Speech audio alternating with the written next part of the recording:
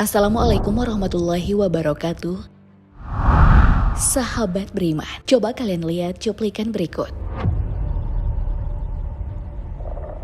Nah, berangkat dari video barusan, ternyata belum lama ini Israel dibantu dengan beberapa media barat kompak menyebar kebohongan jika mereka telah memenangkan pertempuran melawan Hamas. Cek per cek, cara itu dilakukan Israel agar mereka mendapat pujian dari berbagai pihak, terkhusus dari sekutunya. Sebab kenyataan yang terjadi di lapangan, Israel menderita banyak kerugian. Tapi begitulah Zionis Israel. Sudah lebih dari 7 dekade lamanya, mereka tak pernah berhenti menjajah Palestina dan mengambil paksa tiap-tiap senti tanah penduduknya.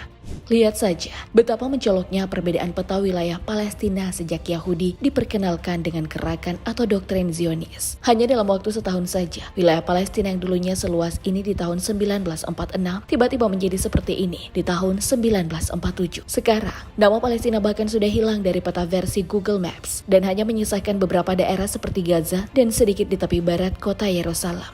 Tentu, secara kasat mata, bertahan hidup di tanah yang luasnya tak seberapa dibanding Israel adalah hal yang sulit untuk dilakukan. Terlebih lagi, kita juga sering mendengar jika kehidupan warga Palestina yang ada di Gaza maupun yang ada di tepi barat kerap diperlakukan tak manusiawi. Aktivitas keseharian serta ibadah mereka dibatasi, pasokan listrik tak memadai, sampai pasokan makanan pun jauh dari kata cukup. Namun menariknya, sekalipun Palestina saat ini hanya menyisakan Gaza dan beberapa daerah di tepi barat, siapa sangka jika dua daerah tersebutlah yang menjadi basis kekuatan para pejuang Palestina agar negara mereka tidak sepenuhnya dikuasai oleh Zionis Israel. Buktinya, meski Israel terus membombardir Gaza dengan dalih serangan balasan atau operasi Badai Al-Aqsa 7 Oktober kemarin, para pejuang Palestina, khususnya pasukan Hamas, masih bisa melancarkan serangan-serangan mematikan terhadap tentara Zionis yang tak masuk akal. Di saat pasukan Hamas membuat tentara Zionis kocar-kacir dengan serangan mematikan, Israel dibantu dengan media-media barat justru mengklaim jika mereka telah mengalahkan Hamas.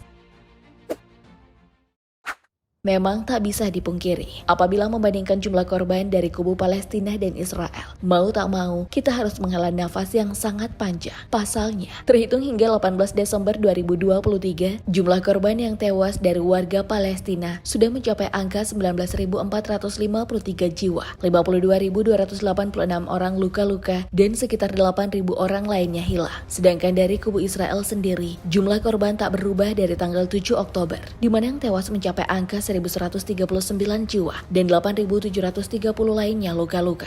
Meski demikian, angka tersebut tak bisa digunakan oleh Israel untuk mengklaim kekalahan Hamas. Sebab kita semua tahu, korban yang angkanya hampir menyentuh 20.000 jiwa itu merupakan warga sipil Palestina yang tewas akibat serangan membabi buta Israel. Lain halnya dengan Hamas. Selama konflik yang melibatkan pejuang Palestina saat itu pecah, mereka sama sekali tak pernah menjadikan warga sipil Israel sebagai target utama. Sayangnya, Zionis Israel justru berkali-kali menyebar propaganda bahwa Hamas menargetkan dan membunuh warga sipil.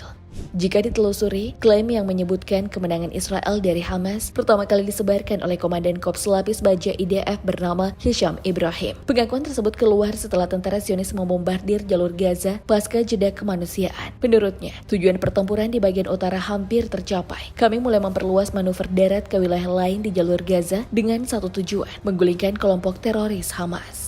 Klaim kemenangan itu juga semakin digembar-gemborkan setelah tentara Zionis berhasil menemukan terowongan tempat persembunyian Hamas. Seperti cuplikan video yang kalian lihat di awal tadi. Akan tetapi, bukan Israel namanya jika tak menyebarkan kebohongan. Bagaimana tidak? Sekalipun tentara Zionis mampu memperlihatkan bukti jika mereka menemukan terowongan Hamas, namun di sebuah akun media sosial milik Hamas tertulis sebuah pesan untuk Israel dengan kalimat "You arrive late". Dari pesan tersebut semakin bisa kita simpulkan bahwa sampai sekarang ini Israel belum memenangkan konfliknya dengan Hamas. Klaim jika Zionis sudah atau sebentar lagi mengalahkan Hamas memang terdengar berlebihan, sebab beberapa media lain justru memberitakan jika tentara Zionislah yang berhasil dikalahkan. Satu di antaranya memberitakan bahwa 2.000 personil tentara Zionis ketakutan dan memilih untuk kabur dari medan perang daripada harus berhadapan dengan Hamas. Kabar itu tak mengherankan, sebab tanggal 20 kemarin Hamas merilis sebuah poster yang berisi laporan pertempurannya selama 72 jam terakhir.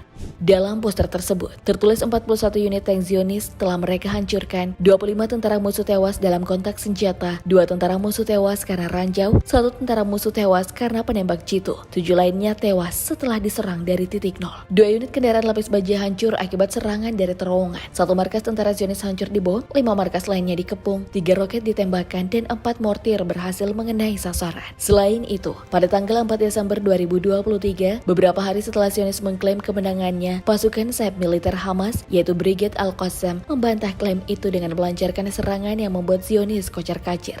Pasalnya, hanya dalam waktu 24 jam, Brigade Al-Qassam mengumumkan bahwa mereka menghancurkan 28 kendaraan Israel di beberapa lokasi konflik. Mereka juga mengatakan berhasil membunuh sejumlah tentara IDF dari jarak nol di bagian utara jalur Gaza dan membom Tel Aviv dengan salvo rudal. Abu Ubaidah, juru bicara Brigade Al-Qassam, juga menambahkan bahwa pejuang Al-Qassam menargetkan pasukan Israel yang menyerang dengan peluru anti-tank dan perangkat anti-personel, sehingga menyebabkan kematian para pasukan penjajah. Yang jauh berbeda dengan pasukan pejuang Palestina lainnya. Pasukan sayap militer Jihad Islam, yakni Brigade Al-Quds, juga melaporkan bahwa mereka telah menghancurkan sejumlah kendaraan militer IDF dengan peluru tandem dan bentrok dari jarak nol di daerah Sheikh Ridwan, Gaza. Di bagian selatan kota Gaza, pasukan Brigade Al-Qassam juga membombardir tentara Israel dengan mortir kaliber berat. Bahkan pejuang Palestina tersebut menghujani pemukiman natif Hod dan Sderot di Israel dengan rentetan roket. Tak ketinggalan dari bagian timur kota Gaza, tepatnya di Jalan Poros Al-Tokado, pasukan Brigade Al-Quds juga mengaku telah meledakkan sebuah kendaraan militer Israel dengan senjata yang disebut Phaser. Di bagian timur Gaza lainnya, yaitu di daerah Al-Fallujah, pasukan sayap Hamas turut melumpuhkan pasukan khusus Zionis yang berada di sebuah gedung di sebelah timur Beit Lahia dengan menggunakan peluru TBG. Bahkan, pejuang Al-Qassam juga menghancurkan tank Zionis yang menyusup dengan rudal Al-Yasin 105. Asal kalian tahu, peluru TBG dan Al-Yasin adalah peluru yang dirancang sendiri oleh Brigade Al-Qassam dengan kapasitas penghancur yang tinggi. Senjata ini mulai beroperasi selama pertempuran Badai Al-Aqsa. Menurut laporan Yemen Press Agency, misil atau rudal Al-Yasin memiliki kaliber 105 per 64 mm dengan bobot 4,5 kg dan ditembakkan menggunakan RPG dengan jangkauan efektif 100 meter dan jangkauan destruktif 150 meter. Dengan adanya serangan pejuang Palestina dari utara, timur, hingga selatan daerah Gaza, ditambah serangan tanggal 20 Desember yang baru saja kalian simak, bisa kita nilai bahwa Israel lah yang selama ini terpojokkan. Tak heran, dalam kondisi seperti itu, satu-satunya hal yang bisa dilakukan Zionis Israel hanyalah menyebar kebohongan jika mereka telah mengalahkan para pejuang Palestina. Sahabat beriman, bagaimana pendapat kalian dengan perjuangan para pejuang Palestina yang berhasil membuat Israel kocar-kacir? Dan apa satu kata yang pantas untuk Zionis? Allahu a'lam bishawab. Assalamualaikum warahmatullahi wabarakatuh.